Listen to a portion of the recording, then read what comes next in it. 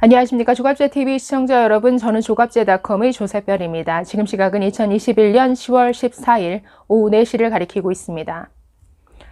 국민의힘 대선 경선 후보 4자 토론회가 어제 제주도에서 열렸습니다. 2차 토론회였는데 약 1시간 반 동안 진행이 됐습니다. 지난 1차 토론회에서는 윤석열 후보와 유승민 후보 사이의 공방이 좀 눈길을 끌었는데, 어제 토론회에서는 홍준표 후보 그리고 원희룡 후보 사이의 공방이 매우 흥미로웠습니다.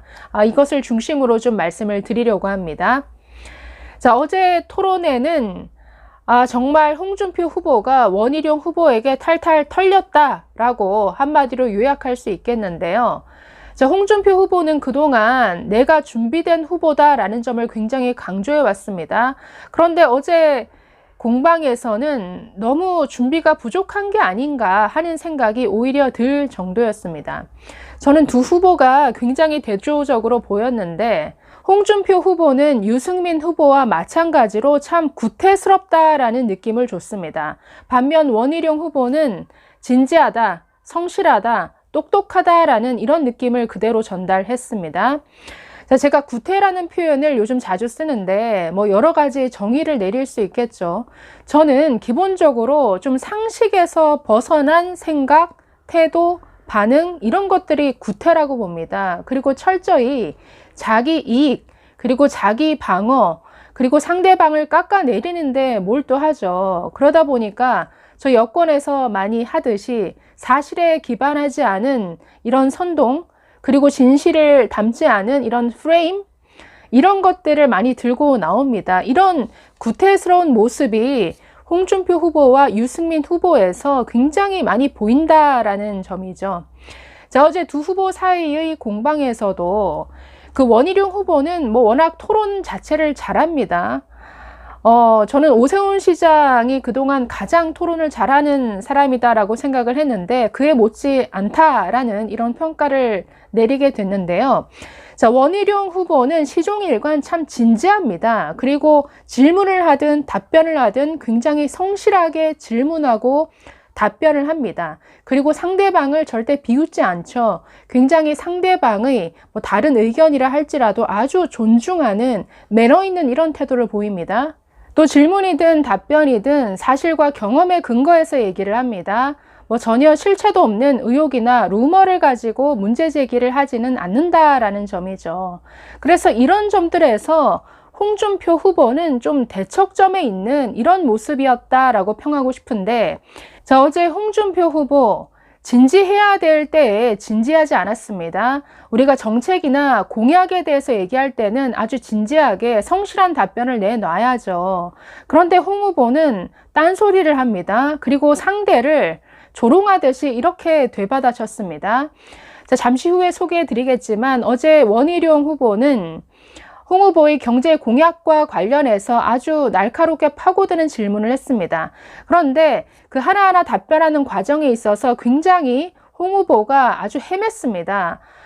전혀 검토가 안 되어 있구나라는 생각이 절로 들었는데, 자, 그럴 수 있죠. 그러면 이 부분은 미처 제가 챙기지 못했습니다. 다음에 한번 검토를 해보겠습니다. 이런 식으로 또 진지하게 반응을 해야죠. 그런데 뭔가 자신이 불리할 때가 오니까 딴소리를 한다라는 거죠. 그 특유의 비꼬는 말과 뭔가 내용 없는 되받아치기로 순간을 모면하려는 이런 모습들이 많이 보였습니다. 이런 것들이 구태스럽다라는 것이죠. 자, 그래서 어제 두 사람 사이에 여러 차례 공방이 있었는데 그때마다 홍준표 후보 아주 완패였습니다. 자, 그 중에 하나만 좀 소개해 드리려고 하는데, 자, 홍 후보의 경제 공약 중에 이런 게 있습니다. 대표 공약인데 매년 잠재 성장률 3% 성장을 이루어서 국민소득 5만 불 시대를 열겠다. 그래서 G7에 나아가겠다라는 게 대표 공약입니다. 이걸 가지고 지금 원희룡 후보가 질문을 했는데, 자, 그 내용 한번 좀 보시겠습니다. 자, 원희룡 후보 이렇게 질문합니다. 홍 후보께서 G7을 내걸면서 잠재 성장률 3%로 국민소득 5만 불을 이루겠다라고 하셨습니다. 자, 이명박 747 이후에 이런 성장률과 구체적인 국가의 도달 목표에 대한 공약은 처음 제시된 것 같은데요. 지금 우리 국민 소득이 약 32,000불 정도라고 보고 또 잠재 성장률이 3%가 되었다라고 이렇게 가정했을 때 5만 불 국민 소득에 이르려면 몇 년이 걸립니까? 라고 묻습니다. 자, 공약을 이렇게 제시했으면 5만 불 소득이 이루기까지 뭐 몇 년이 걸릴 거다. 당연히 그 통계가 나와야죠. 자, 그런데 이에 대해서 홍준표 후보가 제대로 답변을 못했습니다. 5만 불까지 가려면 우리 성장률이 지금 2%가 안 되는데 라고 이렇게 머뭇거리자 원희룡 후보가 다시 아니 3%가 되었다라고 가정을 하자고요 라고 다시 묻습니다. 자, 홍 후보 글쎄요 그건 다시 계산을 한번 해보겠습니다 라고 이렇게 답변합니다. 원희룡 아니 계산을 안 해봤습니까? 홍준표 안 해봤습니다. 난 밑에 전문가들이 주길래 그게 참 좋은 거다라고 생각하고 그렇게 했습니다. 원희룡 아니 그럼 이왕이면 5만 불이 아니라 10만 불을 제시하시죠. 저는 이런 비전 제시 우리가 G7, G5 국가로 간다. 매우 가슴 뛰고 희망적인 메시지죠. 그러나 대신 현실성이 있어야 된다는 겁니다. 그래서 제가 한번 계산을 해봤습니다. 어렵지도 않습니다. 3%로 매년 성장한다라고 치면 15년이 걸립니다. 즉 국민소득이 5만 불이 되는데 앞으로 15년이 걸린다라는 이런 계산이죠. 자, 그러면서 대통령 15년 하실 겁니까? 라고 되묻습니다. 굉장히 날카로운 질문이죠. 자, 이에 대해서 홍준표 후보 이렇게 답했습니다. 제가 얘기한 건 목표치를 얘기한 겁니다. 그게 몇 년 걸리고 그런 문제는 아니죠. 대통령이 5년 재임 중에 전부 다 하겠다. 그 뜻이 아니고 목표치를 그렇게 정해놓고 가자. 그런 겁니다. 라고 이렇게 말했습니다. 자, 이에 대해서 원희룡 후보 다시 되묻습니다.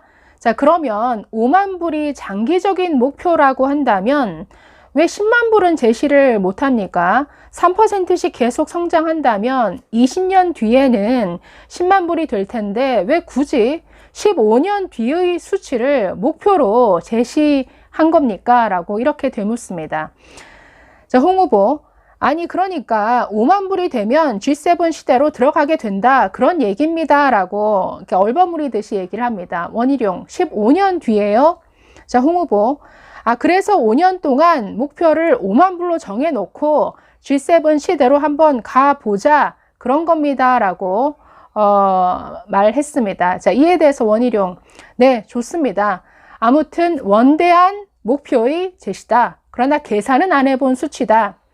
자, 이렇게 지적하니까 자, 여기에 대해서 홍준표 후보가 이렇게 대뜸 반응을 했습니다. 아니 수치대로 다 될 것 같으면 옛날 이명박 747 공약할 때는 그 공약대로 됐습니까? 그러니까 이런 식의 반응이 제가 구태라는 거죠. 그러니까 지금 지적한 부분에 대해서 좀 빠뜨린 부분이 있는 것 같은데 다시 한번 검토해 보겠다. 뭔가 좀 진지한 내용으로 오가야 될 공방이 이런 식으로 아니 수치대로 다 될 것 같으면 뭐 모든 공약이 다 뭐 되었게요. 이런 식으로 반응한다라는 것은 되지도 않을 공약을 일단 내놓고 본다라는 뜻 아닙니까? 그러니까 이런 식의 반응이 뭔가 상식에 어긋난 좀 구태의 모습이었다라는 이런 느낌이 들었는데 또 계속해서 이런 대화가 오갔습니다. 자, 원희룡 후보가 잠재 성장률 3% 제시를 가지고 또 파고드는 질문을 했습니다. 자, 현재 잠재 성장률 얼마로 보십니까? 홍 후보 지금은 한 2% 내외죠. 자, 원희룡 2%를 하향 돌파할 위기인데 자, 박정희 시대부터 지금까지 뭐 역대 박근혜 정부까지 오면서 역대 대통령마다 잠재 성장률이 계속 1%씩 떨어져 온 것은 아십니까? 그러면 역대 정부마다 수출도 잘 되고 소비도 늘고 부동산 값도 오르고 하는데도 잠재 성장률이 계속 1%씩 떨어져 왔는데 어떻게 다음 정부에서 이 떨어져 오던 성장률을 1% 이상 올리겠다는 그 핵심적인 방법은 뭡니까? 라고 이렇게 질문했습니다. 자, 이에 대해서도 홍준표 후보 좀 막연한 답변을 내놨는데, 뭐 민간 경제를 활성화해서, 즉 네거티브 방식으로 모든 규제를 다 푸는 방식으로 민간 경제를 활성화하면 이런 성장률 높아질 거다라는 이런 답변을 내놨습니다. 자, 이후에 다른 공방에서도 좀 홍준표 후보의 좀 이해할 수 없는 반응이 나왔는데, 자, 문재인 정부의 소득주도 성장에 빗대어서 홍준표 후보가 고용주도 성장을 내놨습니다. 자, 이에 대해서 질문하니까 홍준표 후보는 문재인 정부 들어서 민간 일자리가 많이 없어지고 공공부문 일자리만 늘어나지 않았느냐. 그래서 민간 경제를 활성화해서 민간 일자리를 늘려보자는 뜻이다라고 이렇게 답변했습니다. 자, 그런데 원희룡 후보는 이 부분을 지적을 합니다. 자, 소득주도 성장의 경제학적으로 가장 큰 문제점은 이 소득이라는 게 성장의 결과죠. 자, 그런데 소득주도 성장이라고 하면 뭡니까? 거꾸로 되었다라는 것이죠.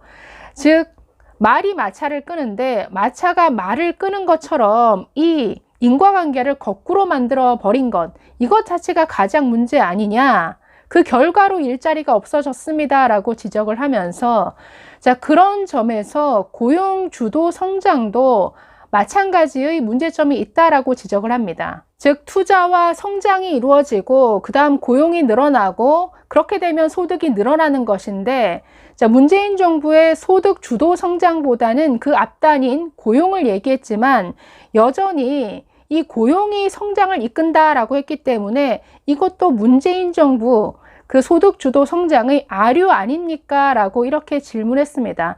이 질문 자체는 굉장히 날카롭고 좋은 질문이죠. 자, 여기에 대해서 홍준표 후보 좀 성실하게 이런 좋은 질문에 대해서는 답변을 내놔야죠. 자, 그런데 이렇게 되받아칩니다. 아니, 원 지사님은 지사 7년 하시면서 지금 말하시는 대로 다 해봤습니까? 라고 이렇게 질문합니다. 저는 이 대목에서 굉장히 뜬금없는 반응이다라는 생각이 들었는데요. 자, 이에 대해서 참 원희룡 후보는 또 진지하게 아주 자신있게 네 라고 대답을 했습니다. 자, 그러면서 홍 후보, 그렇게 해서 제주도가 잘 살았습니까? 라고 되받아칩니다. 이에 대해서 원희룡, 네, 전 그렇게 해서 7년 누계 46%의 성장을 이루었습니다. 자, 홍 후보, 그런데 왜 지지율이 그렇습니까? 네, 이것도 참 이게 해야 될 소리인지 참 모르겠습니다. 자, 이에 대해서 원희룡 후보, 아니 소득주도 성장을 물어봤는데 왜 이런 식의 반응이 나오느냐라고 하는데, 자, 어쨌든 시간이 다 되어서 마무리가 되었습니다. 자, 이 대화 내용을 보시면 네, 어떻게 느껴지십니까? 한쪽에서는 굉장히 진지하게 상대방 공약의 뭔가 허점에 대해서 아주 연구해서 아주 성실하게 질문을 하죠.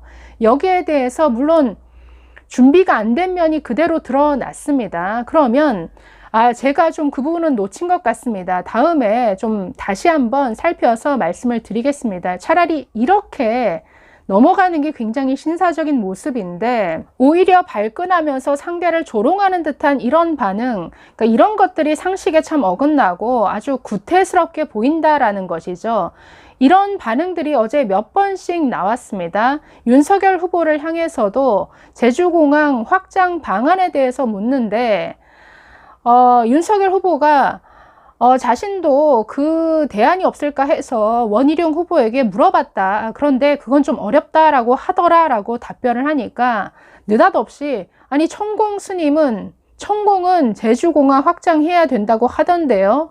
그러니까 이런 말을 참 뜬금없이 합니다. 이거 정말 구태죠. 그래서 어제 원희룡과 홍준표 후보의 모습을 보면서 정말 구태와 상식의 대결을 보는 것 같았습니다. 좀 앞으로 있을 토론회에서는 좀 더 업그레이드 되고 좀 더 진지하고 성실한 이런 토론의 모습을 좀 보기를 희망합니다. 감사합니다.